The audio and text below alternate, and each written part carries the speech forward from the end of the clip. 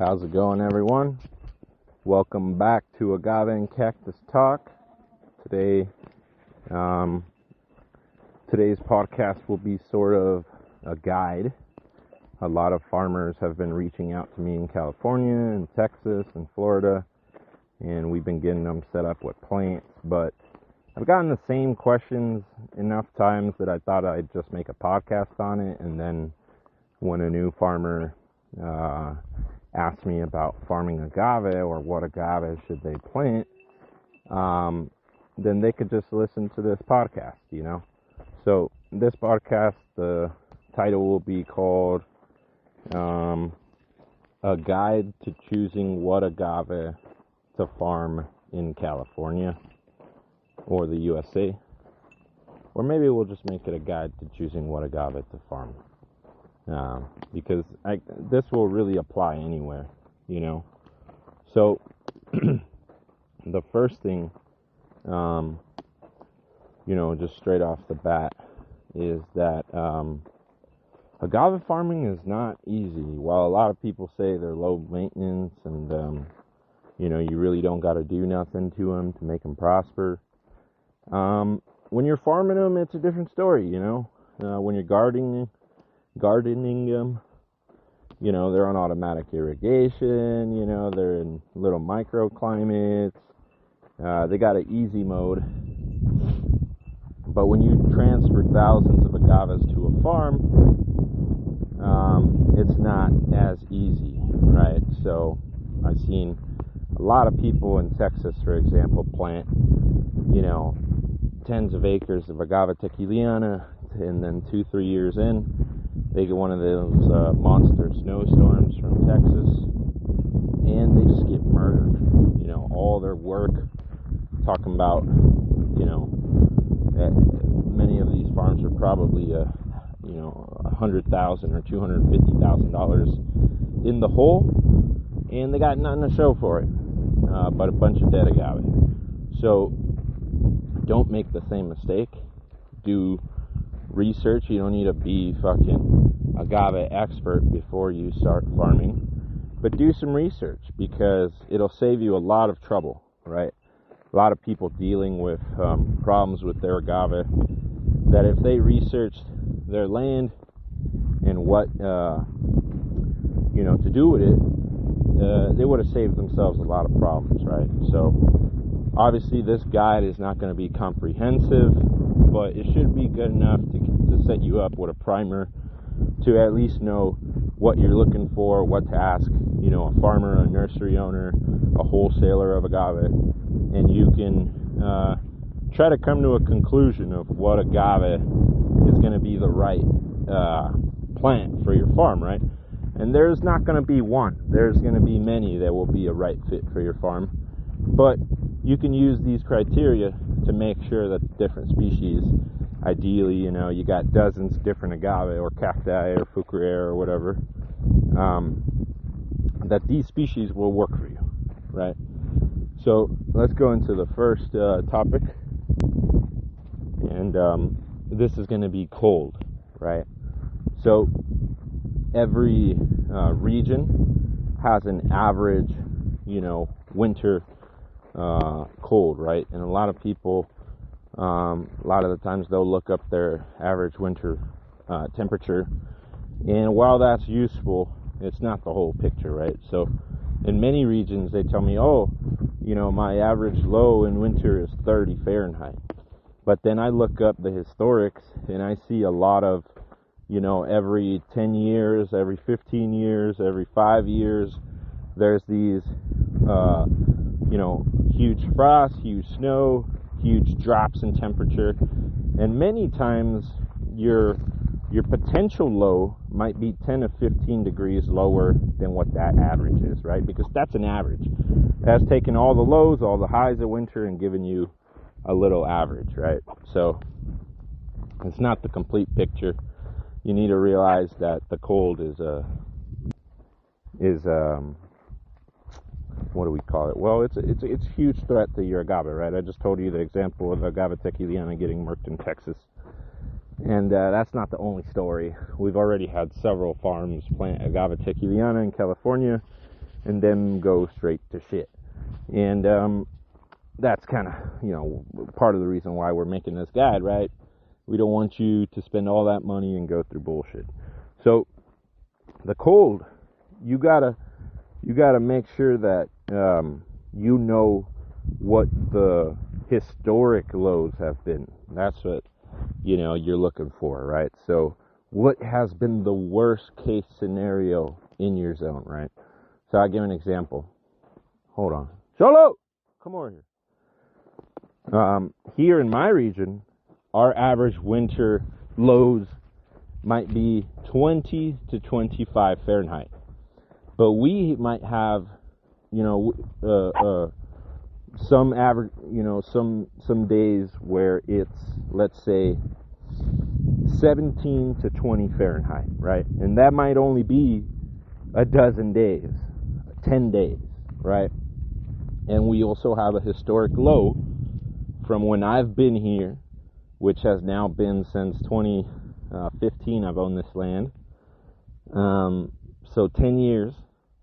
In those 10 years, I've seen a historic low of 14 Fahrenheit, which, because High Vista is such a small city, we don't really have accurate measuring tools, so they don't really have that in the record books. I have to kind of make my own weather data and stuff like that, right? Because the closest weather point we have to High Vista is Lancaster, California, and High Vista is kind of a suburb of Lancaster, California.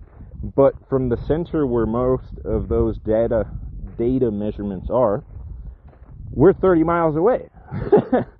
30 miles is a significant fucking difference, right? So I've seen High Vista, for instance, be, you know, because Lancaster is urban and has a lot of asphalt, sometimes it may be 3 to 5 degrees hotter than where High Vista is, right? And we have a lot of open fields here, a lot of wind, and it kind of cools down stuff, right? So sometimes in Altadena at my home, well, now it's Pasadena, I got a new home.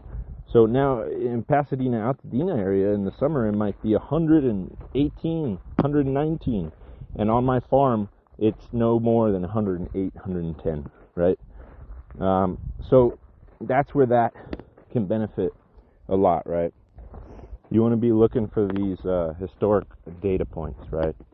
And a lot of the times when you're in such a small, remote place farming, there's not really reliable data. So I recommend to you to do what I've been doing, which is compile your own data of historic lows, historic highs, what's the max winds you've seen, right?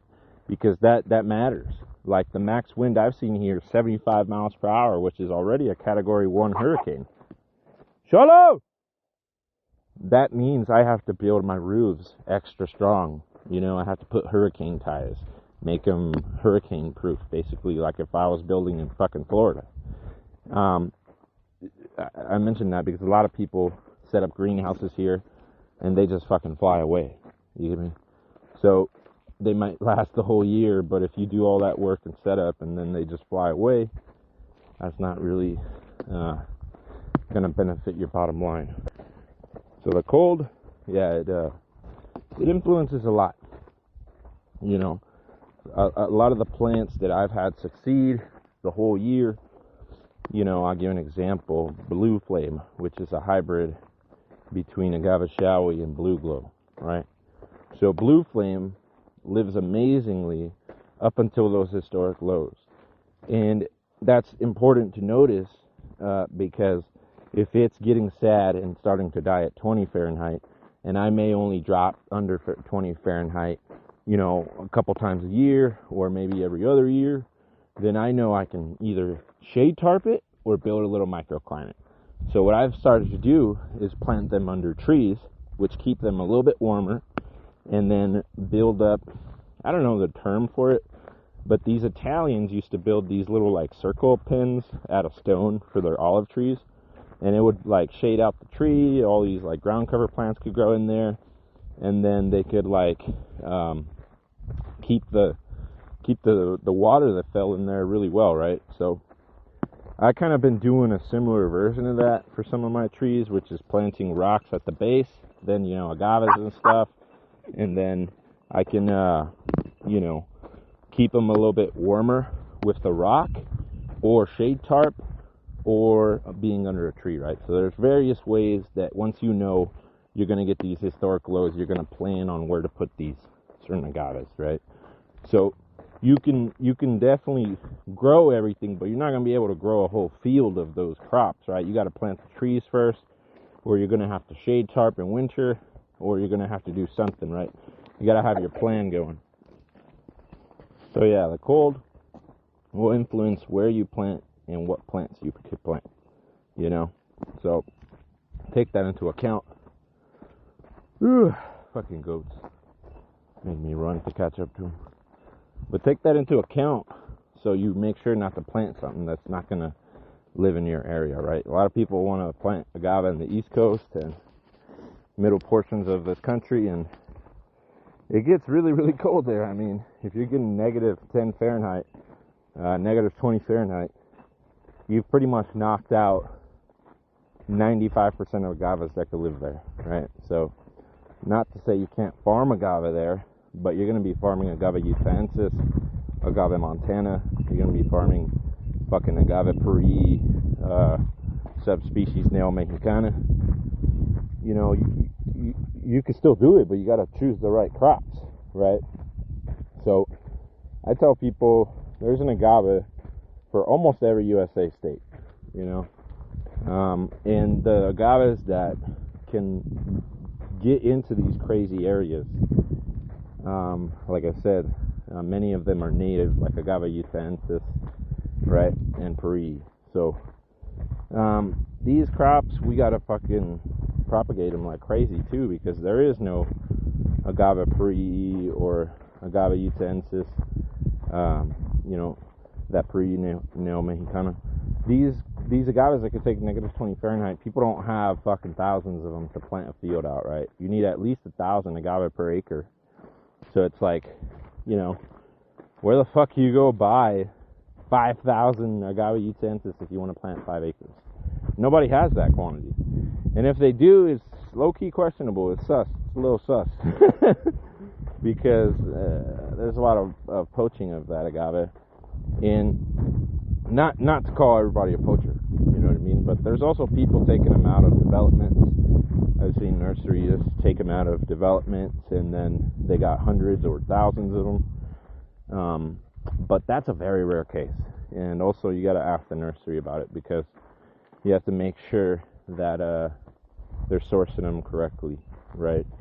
A lot of the agave uthensis I have in those larger sizes have been recycled from gardens. So that's the only way I could get them in that size, because they take forever.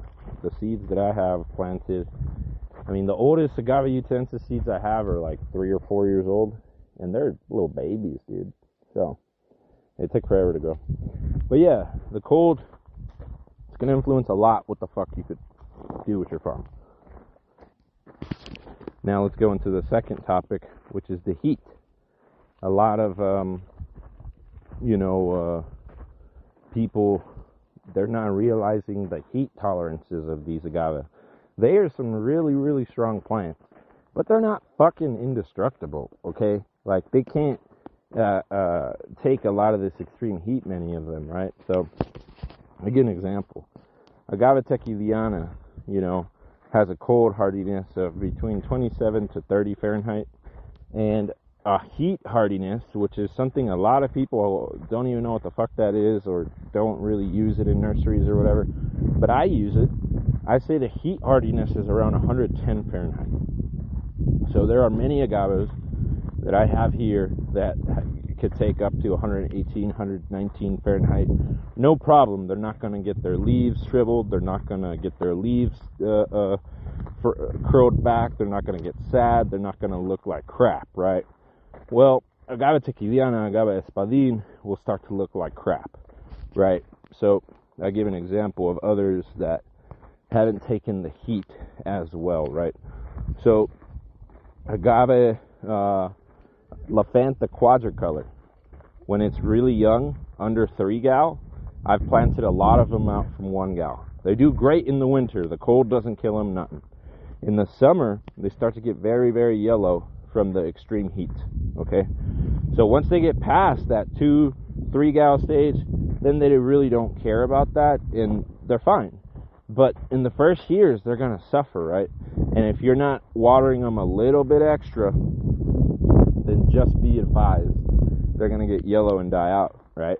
So that's one I know, okay, I could farm it, but it needs a little bit extra irrigation in the summer because it takes the extreme heat a little bit less, right? So, agave Paris, what is that fucking, it's the super common one, Paris truncata. So Paris truncata is one that I can plant. Cholo, stop messing with them. Paris truncata is one that I can plant, and that's usually a heavily tissue cultured one in the United States. A lot of mine have come from, seeded stuff, which is rare. But a lot of the ones I have, tissue culture or seeded, they're both prospering the same, actually. There's no distinction there. And there might be in another area, but here, no. So the agave Paris truncata. So truncata has outperformed most agaves on my farm. And this is one of the most common species that's available in the landscaping trade here in California, right? I know a certain nursery, Jurassic Palms down there in Fallbrook. They have maybe 10,000 of them. So there are some nurseries that have real sizable quantities of these. The issue with them has always been their price. So most of the ones that I've bought in 2 and 3 gal are like $25, So it's hard to start a farm on those, The good part, they pup a lot. So I've been buying a bunch of them, and then the pups, I take them and replant them, and I get new plants, right? Which is great. But going to this topic of the heat, not one leaf is shriveled, not one fucking leaf point is curled. It looks like a perfect fucking plant, man. Like if it was in a landscape in LA on automatic irrigation being taken care of by the best gardener in the world, okay? And I'm dry farming it. This is one of the agaves I never have to fucking irrigate, ever. And I'm just like, man, it's like, I want to plant thousands of them because they just do so well. I don't have to do shit, and yeah, heat hardy as heck. So certain agaves are going to be less heat hardy, right?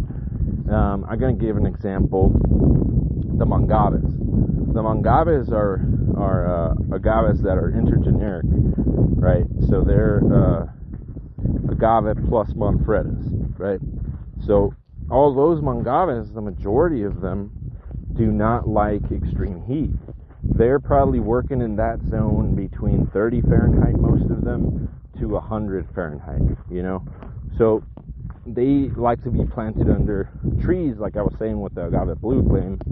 They like to be planted in little shady areas where they get partial sun, maybe 6 to 8 hours a day, And that works perfect for me because I've been planting a lot of palo verdes, so I'm starting to plant some of the cold and heat hardy, right? They got to be both because we're in the Mojave Desert. Mangaves under those trees. So some of those species for me have included Mangave Mission of Mars, which is probably the largest mangave I've seen to date. I've seen some of these bitches get fucking 7 feet wide, maybe 8 feet wide. The problem is nobody's measuring them, but I see a fucking 6-foot person next to it, and you start doing your little fucking on the picture little measurements, and you're like, damn, that shit's wide, man. But Cholo, come down, man. You're all crazy today. But yeah, Mangave Mission of Mars, cold and heat hardy for me. I think it's cold hardy down to 10. But like I said, our historic low will be 14, and we probably get 20 on an average historic or average cold temps in the winter at night. So that Mangave Mission of Mars prospers here. Navajo Princess. That's a Montana times Manfreda maculosa. That shit's been fucking killing it for me. I forget what the Mission of Mars is. It's a Manfreda maculosa times something else. if I remember correctly, it has some blood spot in it, so it might be like a triple hybrid. I don't remember. But anyways, so Navajo Princess, the agave shawi mangaves. What are those fucking two fairy, agave two fairy, or mangave two fairy, because there really isn't like a botanic classification for these fuckers yet. Mangave two fairy is agave shawi times mangave blood spot, so it's a triple hybrid, and that is a one that takes down to, I think, 1520 Fahrenheit, and it's very strong mangave. It captures some of that California native agave genetics with the agave shawi, and brings in a lot of the cool, colorful spots of the Manfredas, right? And the speed. So many mangave shawis, or many of those mangave or agave shawis take a long time to develop. The agave mangave two fairy, which is a shawi hybrid, doesn't take as long to develop, right? So I've seen many shawis take 8 to 10 years, and it looks like agave two fairy, mangave two fairy, many of them could take 4 to 5 years. So you're still going to capture 50% of the agave shawi genetics, or say you're making spirits, of the flavors, of the, you know, the aromas of all of that, but you're going to get it in half the time. So mangaves are incredible. So, but as I mentioned, agave two fairy, got to plant it under trees and stuff. It's not as heat hardy. That's the topic we're on right now, right? And it's like, I got to plant it under trees and stuff to make sure it prospers, because it doesn't take those extreme temps over 110, right? So that's kind of like the breaking point for many agave. It's like they'll, you know, take 100 and then 105, but 110 for many agave is the breaking point. You know, yeah. Like the and then some agaves are very heat hardy but not cold hardy. So I'll give an example of the agave Atenuada foxtail agave. That one is very heat hardy for me. It'll live through 118, 119 Fahrenheit, not care. It can't be dry farmed, it's gotta be irrigated a bit. But that fucking agave Atenuada, I don't need to do much to it in the summer, you know, but give it a little water. And but in the winter, I have to bring them indoors or shade tarp them, because they don't like the cold, right? So that's the other thing. You don't want to plant an agave that's very heat hardy. It could take your fucking super extreme heat, but then it's going to die in the winter. So wherever you're planting agave, it better be heat and cold hardy to your zone, to your region. And, you know, you'll look up certain agaves and they'll say like zone 5 to 9, zone 6 to 9, 8 to 9, whatever. Don't take that, you know, so concrete, you know, because many of the times they'll just get into that zone. So say they get to the 20 Fahrenheit, they'll just get into that zone. But that's like them suffering. They're not going to prosper for you or be farmed into a crop very efficiently, you know. So they might survive, but we don't want agave surviving. We want them fucking prospering and producing something for us, right? So that's one you got to watch out for, the heat. Not every agave is going to take the heat the same.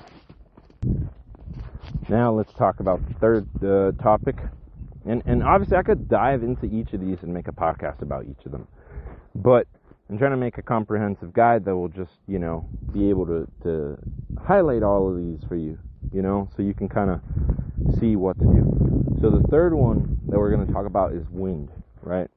Here in the Mojave Desert, I'll use as an example. I'm here in High Vista, California. So here we get every single week, every day, winds between 15 to 20 mile per hour. Now every week we might get 2 to 3 days of winds that are 30 to 45 mile per hour. Every month, that's fucking with me right now. Every month we might get winds that top 50, 55 mile per hour winds. And every year, we'll get a freak fucking storm that brings in winds that are 65 to 75 mile per hour. Okay? So I got to take all that into account with planting my agave, right? I'll give you an example. A lot of agave, they're going to be the heat and cold hardy, right? They're going to pass our first two tests, but they're not going to be wind hardy. And this is, once again, something the nurseries don't use, but because I've farmed so many different agaves, I'm noticing these slight differences, okay? And they fucking matter, man. They fucking matter, because if you're farming thousands of them, once again, you want to farm a prosperous agave, not just some shit that survives, okay? So the wind is fucking crazy, man. Here in the Mojave Desert, right? And then even places like Altadena, you're like, oh, there's no fucking wind. You got to account for that shit too, because it's like, while we have no wind, we have the Santa Ana winds that come in, you know, once in a while and fuck shit up. They're always causing fires. And in January 2025, they burned all of Altadena down and a lot of my agave genetics, right? I got a podcast on it. Shameless plug. But it's like, yeah, you got to account even for those freak windstorms, because they could potentially come in and destroy your whole fucking farm, okay?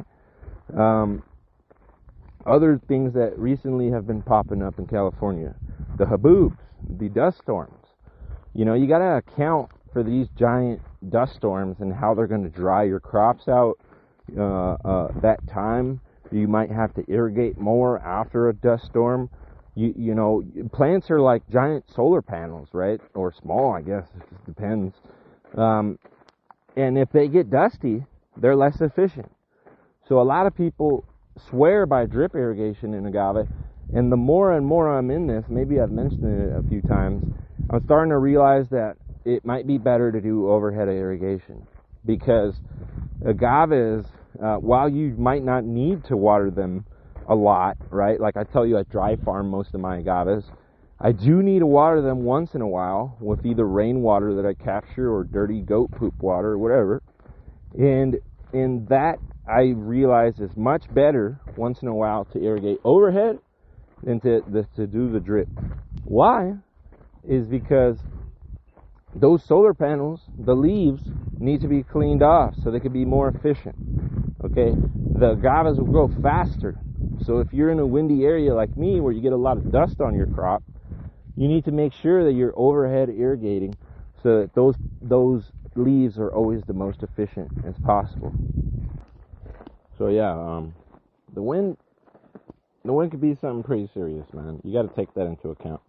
So here we're getting so much wind on my agaves that I've noticed, like I mentioned, some are heat hardy, cold hardy, but they're not going to be wind hardy, right? And wind hardy, let's talk about this for a second. What's the wind doing to the agave, right?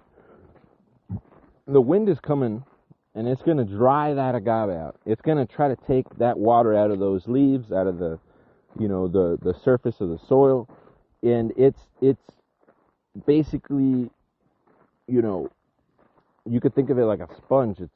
It's squeezing out all the water from it, you know. So some agaves have much more rigid leaves, and some agaves have soft leaves. An example of a soft leaf agave might be, let's see, agave attenuata, right? Agave attenuata has very soft leaves, which means the wind can flap them and break them and destroy them very easily, right? I'm trying to think of another soft leaf agave, right? So maybe some of the mangaves, right? A lot of the mangaves, their leaves aren't very rigid. They get that Manfreda kind of flappy leaves, right? Those leaves could be heavily destroyed by the wind, right? So as we were mentioning earlier, you might want to plant those under areas where you're going to get less wind, like trees, or behind buildings, or behind certain row crops, or, you know, you got to play with it so that the wind isn't affecting these agaves as much. If you do want to grow them, you might not want to grow them because it's too much effort, right? So I like to grow a lot of agave of certain types that I can, like the agave Paris, truncata, not touch, not irrigate, not do much. And then other ones that do take a lot of effort, I'm not going to grow them at scale, right? So I keep them in my genetic pool. I'm growing lots of them, but I'm not going to mass scale them because I know of the quantity of effort I need, right? So I've talked about this many times where my family is agave tequiliana farmers. I love agave tequiliana, but for California, it's one of the crops I really dislike because of the amount of irrigation, the amount of work it takes, the lack of heat, wind, cold hardiness. It just really disappoints me that the crop that my family has farmed for generations is not something that I can reliably farm here. Like in NorCal in Middletown, where I have property too, my family's we could farm up there tequiliana, but the land is so expensive. I want to use that land for building homes. So it's like, that also, we'll talk about that later, but the whether you lease your land, you buy your land, the price that your land is, that may even dictate what type of fucking agaves you want to do. Because it's like, while I can plant agave tequiliana in NorCal, it's going to be the lowest priced per kilo that I could get for agave because everybody's growing it. Globally and in California, it's the number one agave. So, and then everybody's going to be experimenting, making spirits and all types of stuff with it. So I'm going to be with a lot of competition and not being able to demand a price I want. So you got expensive land, and then I can't get a good price. That just sounds like a recipe for failure. But yeah, the interesting part here. One second.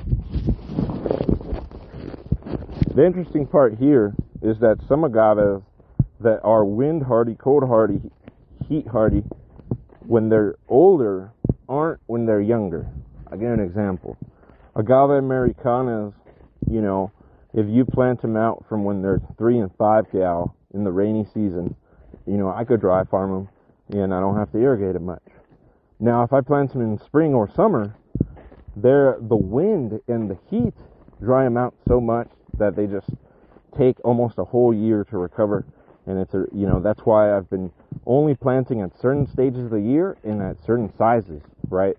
And some agaves can vary, like agave Vilmoriana, and I could plant those out at a very young stage. I've talked about this because they're multi-generation already that I farmed the agave Vilmoriana, so they're already accustomed to this area, the new plants. I could put those out at 4 to 6 inch, and they're cold, heat, and wind hardy. They don't give a fuck. So some agaves might be the 3 for you, cold, heat, and wind hardy, but you got to plant them at a certain size. You got to plant them at a certain time of the year. Okay, so you got to ask questions about this to the nursery owners, right? I tell you straight up, in California, most of us were getting our irrigation in the beginning of fall to the end of spring, right? In the Mojave, right here, we get some monsoons many years, right? So we get summer rains too, which is kind of how it is in Mexico, which is what the agaves love, heat and water. What they don't love is the cold and water, like in a lot of NorCal. So they might get a lot of their irrigation, their precipitation in winter. And then they have the issue that their agave are sitting in a lot of water in the soil that doesn't drain very well, and they're don't got a lot of wind, and then not a lot of heat, and then this agave is just fucking rotting to shit. So when you get the water depends. We'll talk about that later too. So yeah, the wind, make sure that you're planting the proper agave for the amount of wind you have, planting it at the proper time, the proper size, so that wind has the least effect on making sure that agave prospers. Now let's talk about the fourth thing here, which will be elevation. So here, I'll be using me throughout this as an example. Here in High Vista, we're at elevation 3,300. So, we're pretty high up, which means we get a lot of wind, and we just described how wind can affect us. So think of, if you're at sea level elevation, we'll talk about this later, but you might get a lot of fog. You might get a lot of humidity. That affects the agave a lot, especially because most of that is coming during the morning when those agaves may be not photosynthesized. Well, I guess, yeah, photosynthesized. Because they only open up their stomata at night to receive water. So if in the early day before the sun comes up, you're getting lots of fog and humidity, that influences the agave a lot in its irrigation. Other types of elevation, you may be in a high place where you get pretty good temperatures throughout the year, but you may get a crazy ass snow. One place like that may be where one of my clients is farming agave in Pearl Blossom. Amazing climate the whole year, right? The summer's great, winter's great, or fall's great, spring's great. In the fall, this guy gets like 3-4 feet of fucking snow, man. So what he's farming is Neo Mexicana and Utahensis, right? How we were mentioning earlier, because that's the only shit that'll fucking grow there, man. Interesting enough, though, I got him on Hespero Yucca Whippley, and that is growing very well there for him, which is very interesting to me. I didn't think it was that cold hardy, but yeah, that's a weird one. I don't know if he has a cultivar of Whippley that I just seeded out that's amazing, or if it just is across the board all like that. But we'll be looking into that. But anyways, at his elevation, the snow influences so much, right, in the winter. So the elevations is going to change up a lot of what you could do, right? The same thing with, what do you call it? You also have to think about stuff like oxygen, right? So there's less oxygen the higher in elevation you go, right? So there are certain agaves that in Mexico or the United States have been growing at, I give an example, like agave utahensis. I mean, there's some agave utahensis that are like at 7,000 feet, or like, maybe not 7, I think like 5 to 6,000 feet. There's some agaves in Mexico that are at, 4 to 8,000 feet. Like, it's pretty incredible where these agaves have gone. So if you're at a similar elevation, you may want to choose those agaves if they fit in your criteria of being cold, hot, and wind hardy, right? Because you already know, hey, this has been proven at this elevation where it has a similar climate to me, or if it doesn't have a similar climate to me, I can adapt it in XYZ way, and then I know that this will prosper at this elevation, right? So elevation will influence a lot how your agaves prosper, and obviously that lower oxygen, some agaves are more accustomed to that already, as I've been saying, right? It's kind of like when everybody plays soccer in Bolivia and shit, right? And they're playing at that super high stadium, and they gotta have oxygen tanks and masks, and it's super hard, and the home team is just slaughtering them, because those guys are already accustomed to living up there, right? So when a new team comes, they're like, fuck, I don't even know how these guys live here. Well, plants are similar. They've been adapting in these climates for thousands of years, and the elevations matter a lot, right? So one agave that's just like the best, one of the best, agave utahensis, right? It's cold hardy to -20. It's heat hardy to probably or to over 125. It's wind hardy, it's elevation hardy at most of the places in the United States because of how high it grows, right? So that's one agave.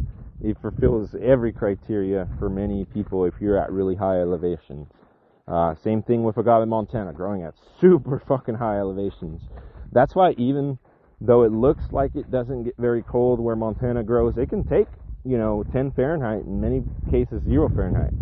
So yeah, a lot of the times, even though it doesn't like snow or frost in these like really elevated places, they, when you take that agave to a new place, it has that characteristic of just being really strong with the cold and the elevation. So think about that, where if you plant an agave, right, you're not going to be able to do this for mangaves or fucking hybrids or different stuff like that. Well, wild hybrids is a different case, but what I'm talking about here is that you can look up where this agave is growing, right? So you can ask ChatGPT, you can ask fucking Google, you could ask whoever, fucking search engine, whatever. You ask it, okay, say you want to know about agave, let's say agave angustifolia subspecies marginata, right? So you ask the search engine, where is agave angustifolia subspecies marginata native to? And it'll tell you, oh, it's native from northern Mexico all the way down into almost southern Mexico. That's one of the largest ranges of the agaves, and it prospers in all these different elevations, and because it'll tell you all the states, prospers in all these different climates, prospers in all these different cold, hot, wind areas. And you'll see, oh yeah, my shit's like that. It'll have no problem growing here, right? And off the cold, the heat, the wind, and all those tolerances that it's going to prosper for you, right? So look up what the elevation is on those agaves, right? So it'll tell you, it's growing at this elevation in this state, it's growing, boom, this elevation, that state. And you can put that data point into your little head and figure it out if it works for you. So now let's talk about number 5, right?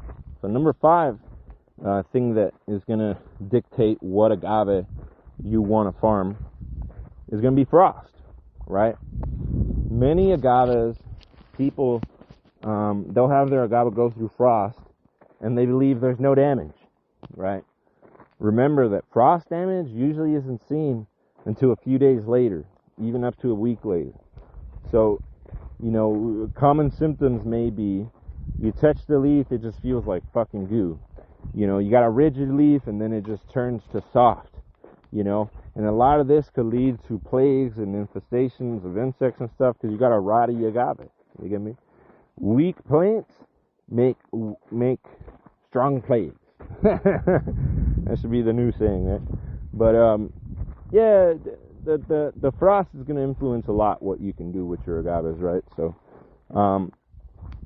that is going to dictate a lot, right? So here we may be getting anywhere from 3 to 10 days of frost a year, right? So many agaves I told you that were prospering at 20-25 Fahrenheit, they'll drop down to 14 Fahrenheit and be great. But the moment we have frost, where we got some good humidity and we get real cold, they're fucked. You know what I mean? So it's not so much that they're not cold hardy in the sense, but they're not frost hardy, right? So the frost will just destroy them and just make them look like fucking really shitty aloe vera plants or something, just gooey. And now you can't farm that agave, it's the worst shit ever, because it'll go the whole year growing amazing and then get to the frost and fuck you, which is only a few days. So other point here, right? I'm growing now a bunch of agave desmetiana at scale and Furcaria medio picta, right? Or Foetida medio picta. Those don't take the frost very well. And it's not that the cold kills them, but the frost will kill them, right? So what do I got to do there? I got to frost or shade tarp them, right? Frost tarp them in the winter, and they can live for me no problem, right? So there may be certain agaves you choose to go against the grain and say, okay, I'm going to farm it, but I got to do this extra step, and you got to just always make sure that agave is going to stay profitable for you, even though you're doing these extra steps, right? So those agaves, I really like them, and the Furcaria, and I'm just going to, shade tarp them. I don't care.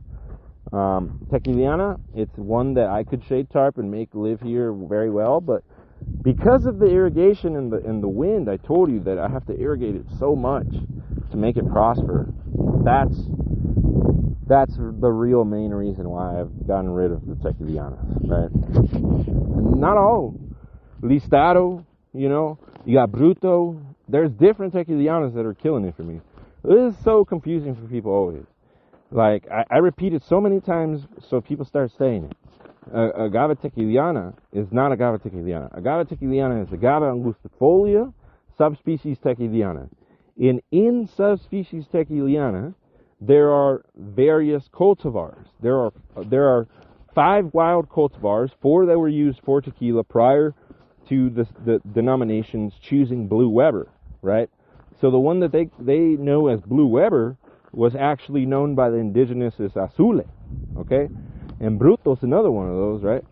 And well, in that region of Jalisco. I mean, a lot of these nicknames are applied to other agaves too. Like, don't even get me fucking started on agave lechuguilla, bro. I'm gonna fucking, oh my god, it's the most stupidest shit ever. But anyways, yeah, it's just I don't want to go through that. But the other agave tequiliana varieties, they do pretty well for me. The problem is that, you know, everybody has chosen Blue Weber cultivar of tequiliana instead of all these other cultivars, so all these other cultivars aren't really propagated and available.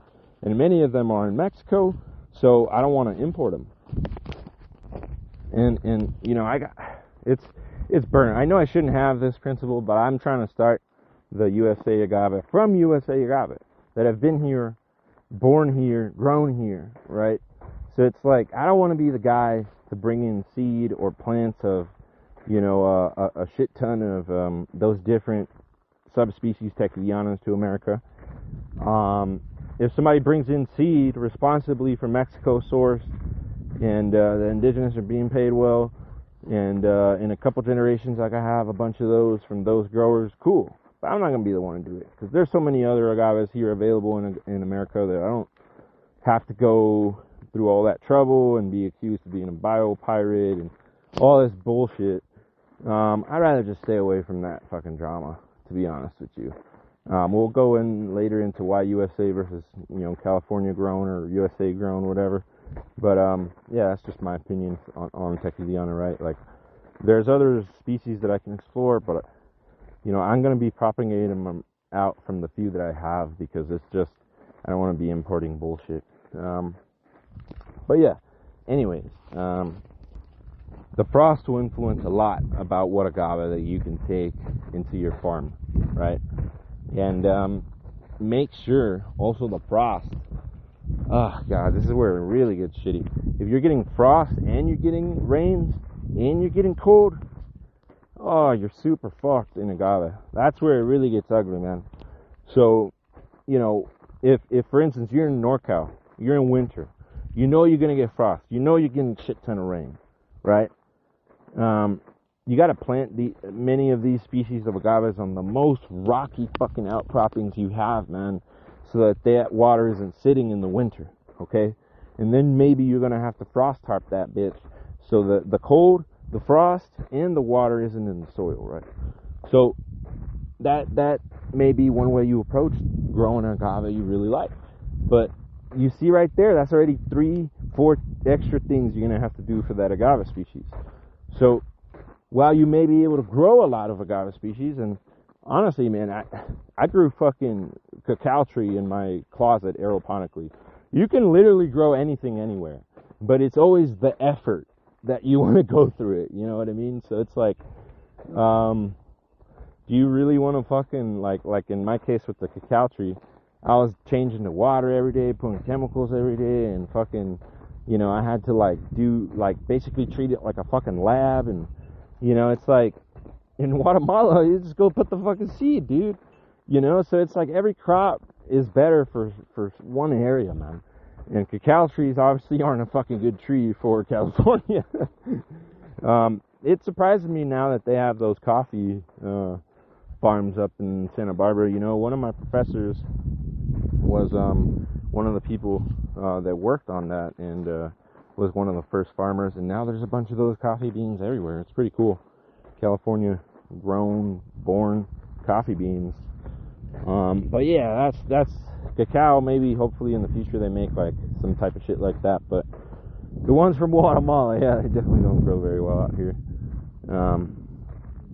Well, they grew well in my closet. It's hard to sustain it.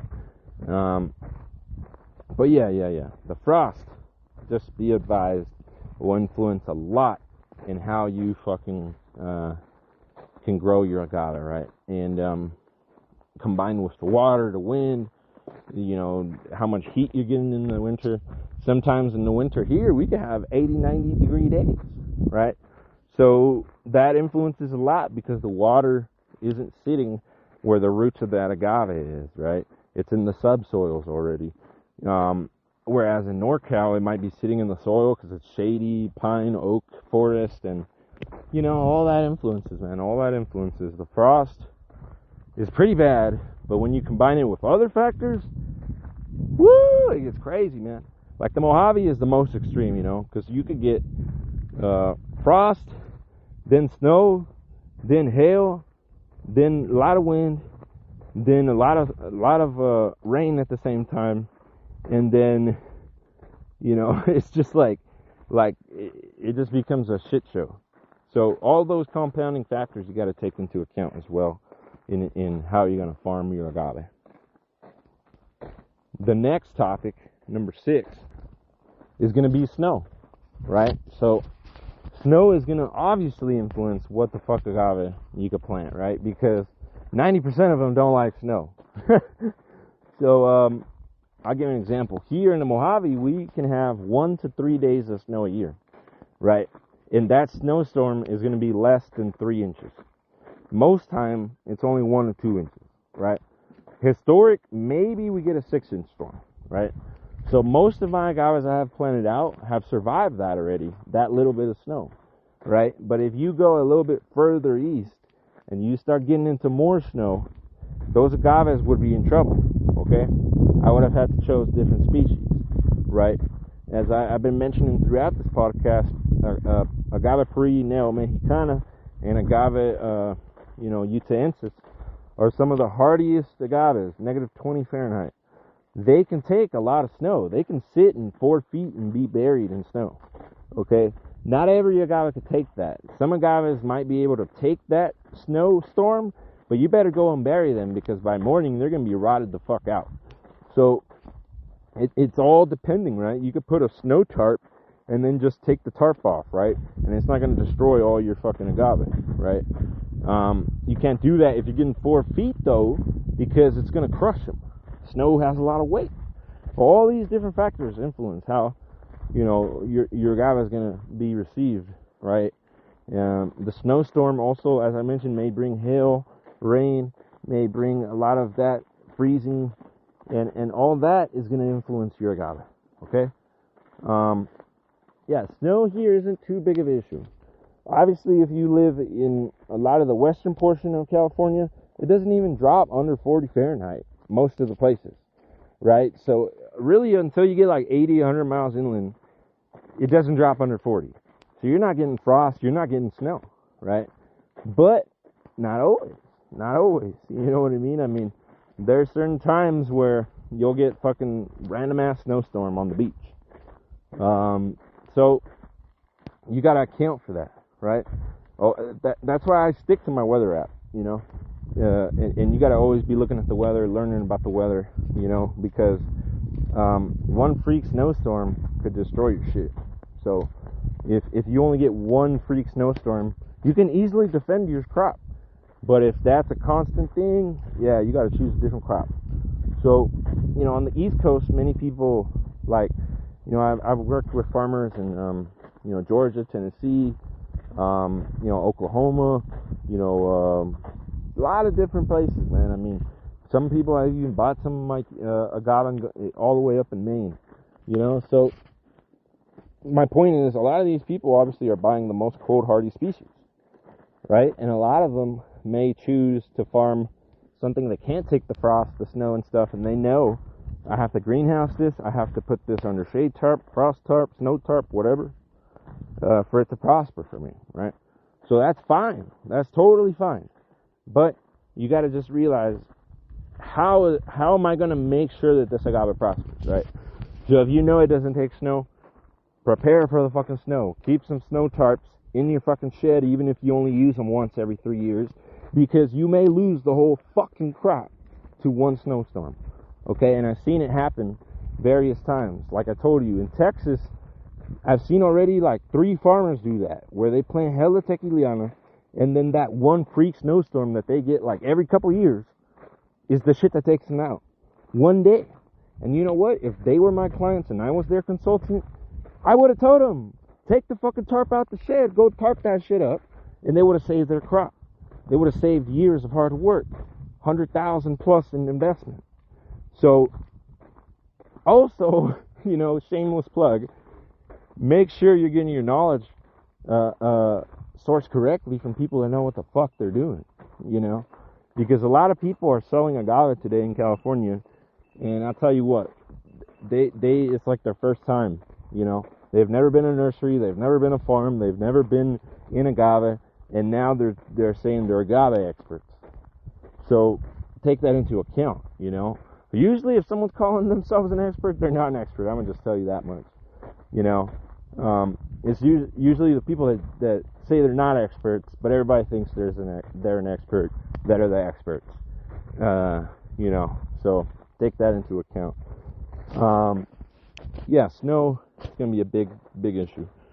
The same thing, how much snow you get and how it's, you know, melting is going to influence how much water stays in the soil.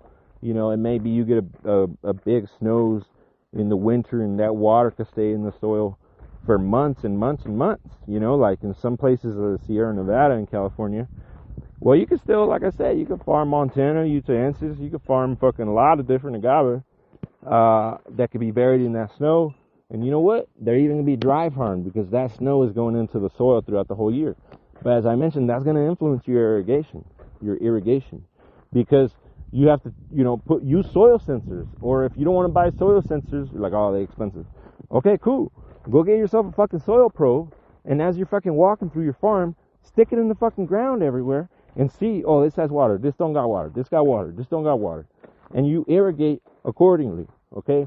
Because a lot of those places, they get a lot of snow, the soils could stay extremely moist for up to fucking 4 or 5 months. So they're not going to need any water there. You get me? Yeah, snow can influence a lot.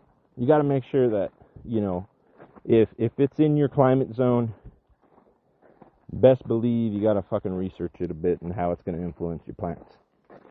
You know, as I mentioned, I could go into a whole podcast on each of these, but just make sure each one of them you're taking into account as you start your agave farm, or, you know, even if you got an agave farm, maybe going forward you don't want to fuck up a bunch, right?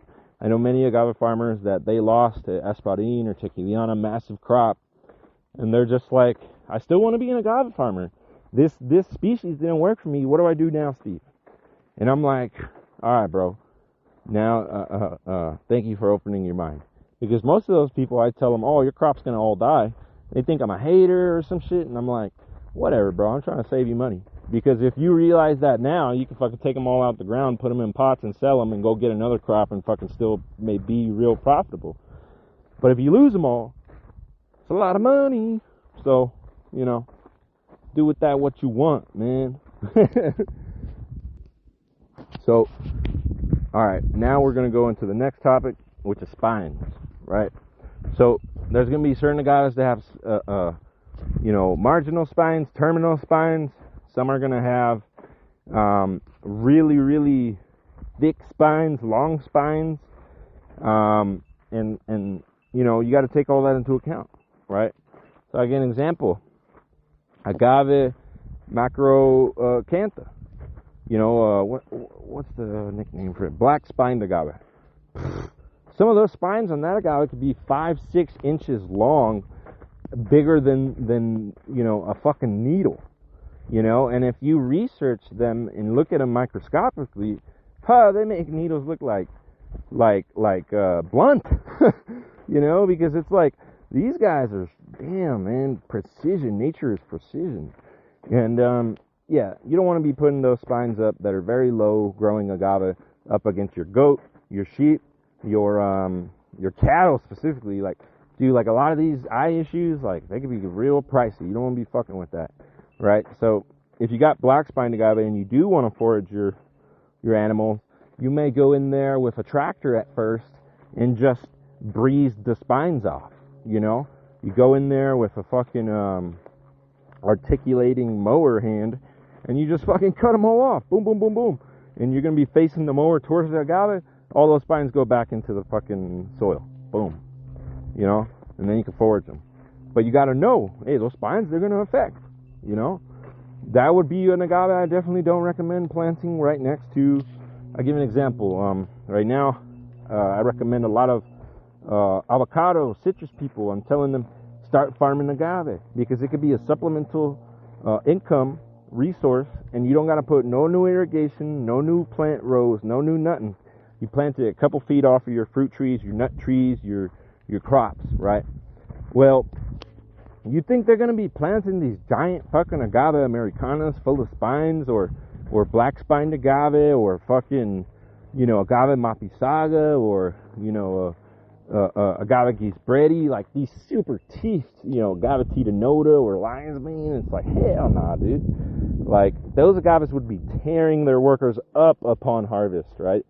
So what agaves do I recommend to those farmers, right? If they're trying to look for another supplemental crop, agave desmitiana, Fucarea foetida medio picta, you know?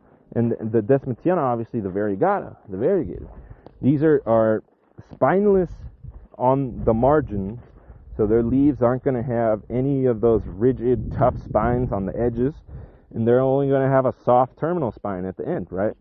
So that agave, great agave to put up against avocados, to put up against fucking blueberries, to put up against fucking, you know, all these shrubs or trees that people might be farming, right?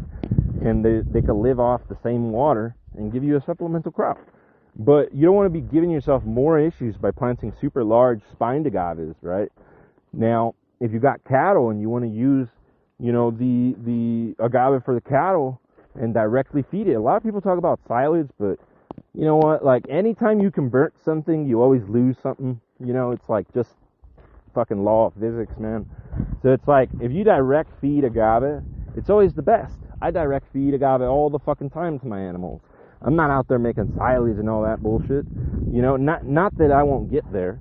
Once I get a lot of fucking, you know, leaves, I'm going to be making silage, but not for me, to other farmers so that they can use it, right? Because I have year-round forage here because we're in the Mojave Desert. And, you know, I don't really need silage. I could direct feed agave and cactus to them all the time, and they're just chilling. So the spines can influence, you know, what animals can forage on that crop, you know. If you got a bunch of agave desmitiana, fucarea, I mean, you could take cows directly into that. You could take sheep directly into that.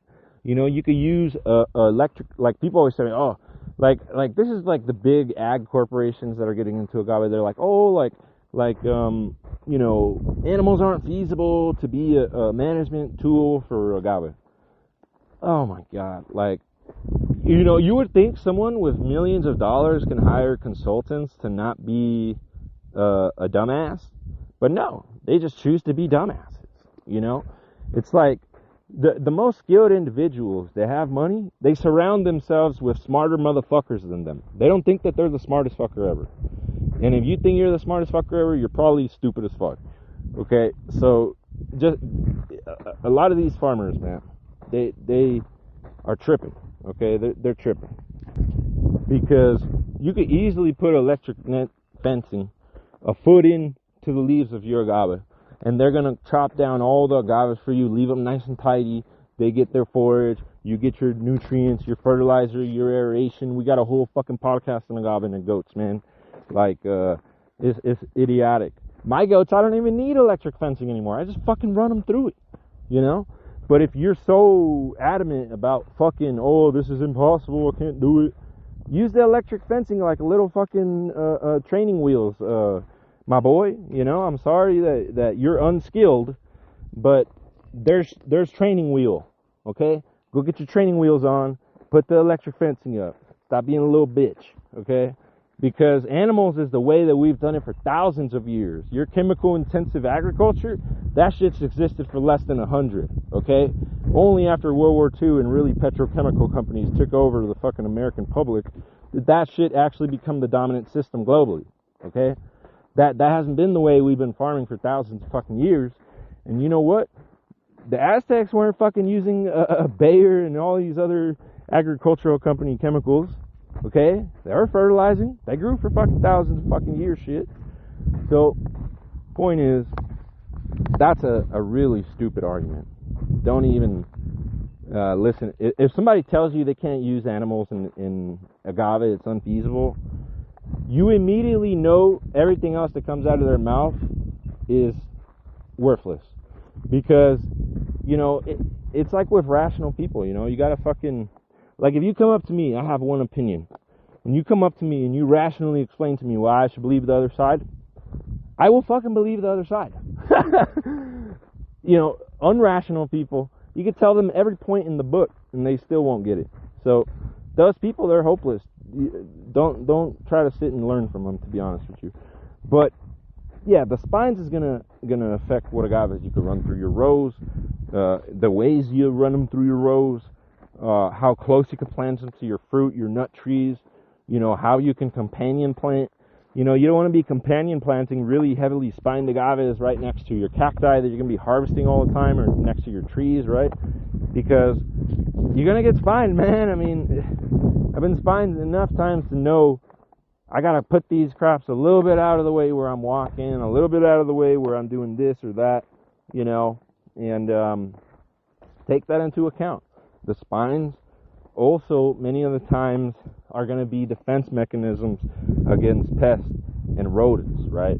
So we've talked about it maybe in another podcast, I'm not sure, but the spines create a wind barrier, they create shade, they create little microclimates that keep in humidity and lock water in. And point is, the spines can affect a lot how your agave grows and whether it can grow somewhere, right? Because I'll give an example. If you're planting agave out in the rainy season, 5-gal, mapisagas, I mean, dude, they get pretty massive pretty quickly, and they got real big spines. There is no fucking deer and shit that's gonna be trying to eat that, okay?